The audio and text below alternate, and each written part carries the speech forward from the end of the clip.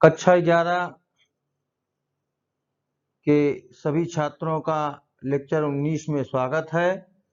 आज हम भक्त शिरोमणि गोस्वामी तुलसीदास द्वारा रचित भरत महिमा की अगली चौपाई और दोहे की व्याख्या आपके सम्मुख प्रस्तुत करने जा रहे हैं। आप लोग विधिवत ध्यान दीजिए। मिली सप्रेम रिसूद नहीं, केवट भेटे राम, अभूरि भाई भेटे भरत, लक्ष्मण करत प्रणाम।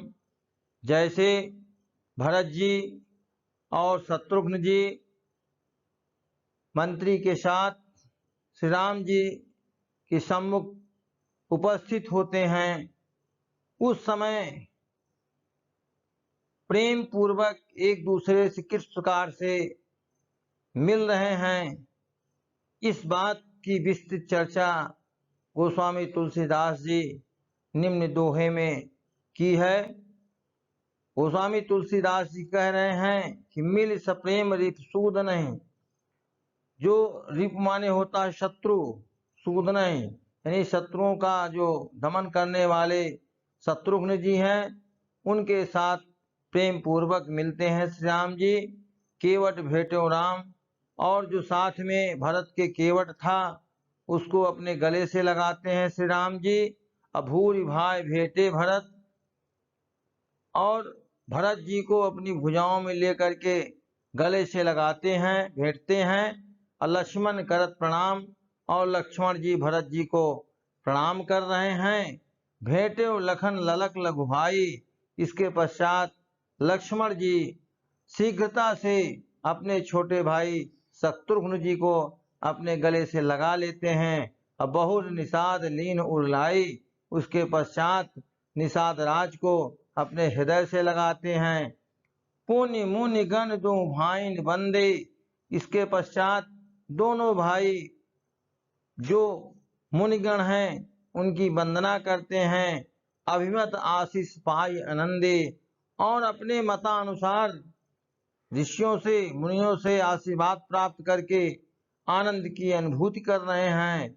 सानुज भरत उमग अनुरागा, साधन अनुज अर्थात भाई शत्रुघ्न के साथ भरत जी के हृदय में प्रेम उत्पन्न होने लगता है, और प्रेम के वशीभूत होकर दोनों भाई धर सिर सिय पद पद्म परागा, सीता जी के कमलों चरणों पर जा करके दोनों भाई अपना सिर रख देते हैं। पुण्य पुण्य करत प्रणाम उठाए, और बार बार सीता जी को प्रणाम करते हैं। सीता जी उनको उठाती हैं, सिर कर कमल परस बैठाए, और उनके सिर पर अपने कमलवत हाथों का स्पर्श करते हुए बैठने का आसन प्रदान करती हैं। सी आशीष दीन मन माही, और सीता जी ने दोनों को उनके मतानुसार आशीर्वाद प्रदान करती हैं।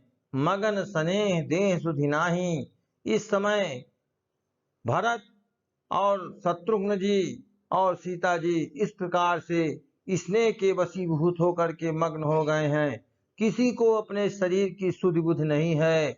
सब्बिर सानुकूल लख सीता, हर प्रकार से अनुकूलता को देखने के पश्चात सीता जी भे निसोच उर अपडर बीता, जो उनके अंदर चिंता थी और उनके हृदय में जो डर था, अब वह सब समाप्त हो गया। को कुछ कहे न को कुछ पूछा, अभी कोई किसी से न कुछ कह रहा है न कोई किसी से कुछ पूछ रहा है। प्रेम भरा मन निज गति छूछा, केवल प्रेम से भरा मन है और उसकी गति खाली जा रही है।